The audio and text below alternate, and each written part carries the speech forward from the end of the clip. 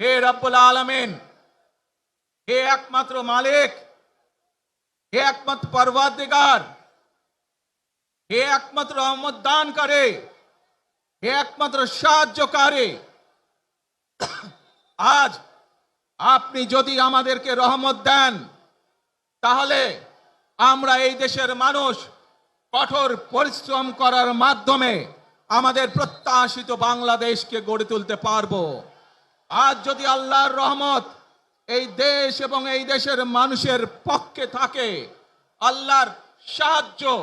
আল্লাহর দয়া এই দেশের মানুষের উপরে, এই দেশের উপরে থাকে, ইনশাআল্লাহ আমরা আমাদের প্রত্যাশিত বাংলাদেশ গড়ে তুলতে সক্ষম হব। প্রিয় ভাই বোনেরা, আজ আসুন আমরা সকলে মিলে প্রতিজ্ঞা করি, যে ইনশাআল্লাহ আগামী দিনে দেশ পরিচালনার দায়িত্বে